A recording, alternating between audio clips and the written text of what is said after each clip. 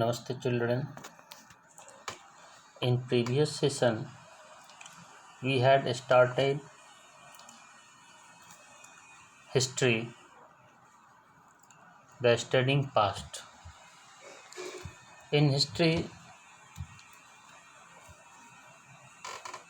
we have seen that in order to know the history we have to go through various documents and proof to know about the history. In previous session, means in previous class, we had talked about the archaeological source materials to know about the history. Under archaeological source materials, we had talked about the inscriptions. Today we will talk about the monuments, skeletons, and under literary sources, we will see religious literature, non-religious literature, and historical literature. Means, in order to know about the history or in order to know the history, we have to study two sources. One is archaeological sources and another is literature sources. Under archaeological sources, there are three groups, that is inscriptions, monuments, and skeletons.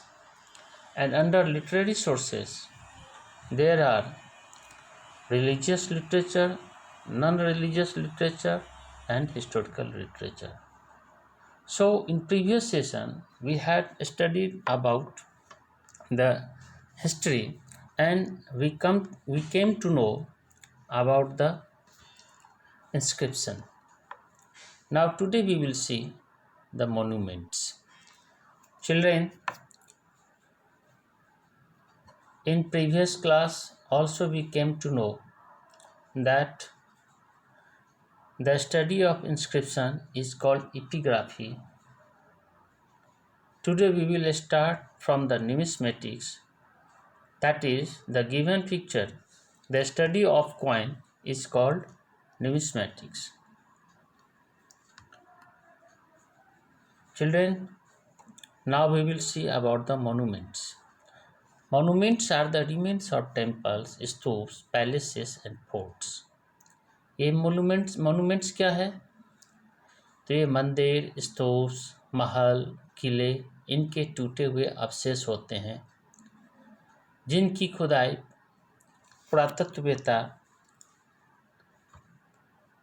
करवाते हैं और उस खुदाई में प्राप्त remains यानी जो monuments हैं उसकी वे स्टडी करते हैं. These ancient buildings help the historians to collect information about the social and economic life, the religious beliefs, dress, art forms and architecture of that time. इन सारे मोनूमेंट्स का अध्ययन करने से हमारे हिस्टोरियंस प्राचीन समय की सामाजिक, आर्थिक, धार्मिक, उनके वेशभूषा, उनके पोशाक, उनके कला और उनके आर्किटेक्चर यानी भवन निर्माण की कला के बारे में जानकारी हासिल करते हैं. Apart of it, there is another source through which we come to know about the history, and that is skeletons. Skeletons are also a very useful source of information. यह भी सूचना एकत्र करने का एक बहुत बड़ा साधन होता है. यह भी इतिहास को जानने के लिए एक बहुत बड़ा साधन होता है. The students of skeletal studies try to know every minute detail about the skeletons and list their findings. For example, the skeleton of a woman generally has broader hip or pelvic area for childbearing, उनके जो hip होते हैं औरतों के वे ज़्यादा चौड़े होते हैं, क्योंकि वे चाइल्ड बियरर होते हैं, वे बच्चों को गोद में लेते हैं, उनकी जांघें जो है चौड़ी होती है। तो उस स्केलेटन्स के अध्ययन से भी कि किसके जांघ जो है सो चौड़े हैं, किनके स्केलेटन्स चौड़े हैं, किनके स्केलेटन पतले हैं, उस स्केलेटन्स का आकार क्या है, वो उसकी हाइट क्या है, इन सारी चीज़ों के बारे में भी जानकर जो इतिहासकार होते हैं, जो हिस्टोरियंस होते हैं, वो हमारे हिस्ट्री के बारे में पता करते हैं। Children, for example, children, now we will see jewelry found on the skeletons also help in determining whether the skeleton belongs to a woman or a man. कई जगह स्केलेटन के ऊपर जो कंकाल तंत्र है उसके ऊपर जो गहने मिलते हैं गला के ऊपर, उसको देखकर भी पता चलता है कि ये स्केलेटन किससे बिलोंग करता है, आइदर मैन और वुमेन, पुरुष से या औरतों से। तो इस तरह से हम देखते हैं कि इतिहास को जानने के लिए हमें कई चरणों से गुजरना होता है, जहां हम इंस्क्रिप्शंस के बारे में जानकारी हासिल करते हैं, जहां हम मॉन्यूमेंट्स के बारे में जानकारी हासिल करते हैं, और जहां हम स्केलेटन्स के बारे में जानकारी हासिल कर इतिहास के बारे में सूचनाएं एकत्र करते हैं, और इस तरीके से हम इतिहास को जानते हैं। Children, now literary sources, all written records of the past are known as literary sources or manuscripts. कहता है कि जितने भी लिखित रिकॉर्ड्स हैं पास्ट को जानने के लिए, वे लिटरेरी सोर्सेस या अभिलेख कहलाते हैं। They are very important for the historians. Before the invention of paper, people wrote on dried palm leaves, bhojpatrs, copper plates, etc. कहा जाता है कि पेपर के इन्वेंशन से पहले, उसके आविष्कार से पहले, लोग इतिहास के बारे में लिखा करते थे तार के पत्तों के ऊपर, भोजपत्र के ऊपर, कॉपर प्लेट्स के ऊपर, तांबे के पत्र के ऊपर, and etc. Some of the literary sources are as follows.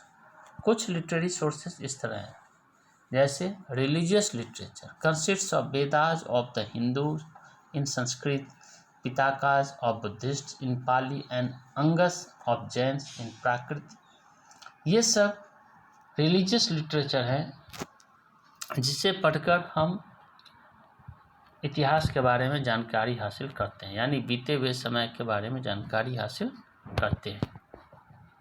They tell us about the religious believes, society, customs and traditions. उसे पढ़कर हम उस समय के सामाजिक व्यवस्थाओं, उस समय के धार्मिक विश्वास, समाज, रीति रिवाज, कल्चर, उन सारी चीज़ों के बारे में अध्ययन करते हैं और हमें जानकारी मिलती है। The Purans and the epics like Ramayana and Mahabharata also provide useful information of that period. Ramayan और महाभारत के भी अध्ययन करने से हमें इतिहास के बारे में जानकारी मिलती है। Now, non-religious literature consists of prose, plays, poetry, grammar, as well as the writings of Kautilya, Kalidas, Abhigyan, Shakuntalam, etc. इसके अलावा कुछ नॉन रिलीजियस लिटरेचर है, जैसे कि कहानी है, उसके बाद नाटक है, कविता है, ग्रामर है, कौटिल्य का अर्थशास्त्र है, कालिदास काव्यांग, अभिज्ञान, शाकुंतलम है। इन सब शास्त्रों का अध्ययन करके भी हम इतिहास के बारे में जानते हैं। The next is the secular literature throws light on the life of the people of that period. अब कुछ सेक्युलर लिटरेचर हैं, धर्मनिरपेक्ष साहित्य, जिसका अध्ययन भी हमें इतिहास को जानने में मदद करता है। The account of events by foreign pilgrims and travellers like Fahien and ambassadors like Megasthenes, Greek who visited India in earlier times are also important sources of information about ancient Indian history and culture. इसके अलावे the account of events by foreign pilgrims, हम इतिहास की घटनाओं की जानकारी विदेशों से आए हुए तीर्थयात्रियों के द्वारा लिखे गए ट्रैवल अकाउंट के अध्ययन से भी जानते हैं। जैसे चाइना से फाहियान आए, ग्रीक से मैगस्थनीज आए जिन्होंने भारत का दौरा किया और जाने से पहले उन्होंने भारत के में जहाँ जहाँ भी गए जो कुछ भी उसने देखा उसने सारी वृत्तांत को उन्होंने किताबों में लिखा, जिसका अध्ययन कर हम इतिहास के बारे में जानते हैं। Historical literature consists of autobiographies of the ancient rulers and biographical sketches like Harshacharita. इसके अलावा कुछ हिस्टोरिकल लिटरेचर हैं जैसे autobiographies of the ancient rulers, जो एंशिएंट रूलर्स होते हैं वो ऑटोबायोग्राफी है ना, वो अपने किताब खुद लिखते हैं और अपने बारे में वो अपने जीवन चरित्र का वर्णन करते हैं, जैसे कि हर्षचरित्र जिसमें कि हर्षवर्धन के बारे में हम जानते हैं हर्षचरित्र के द्वारा।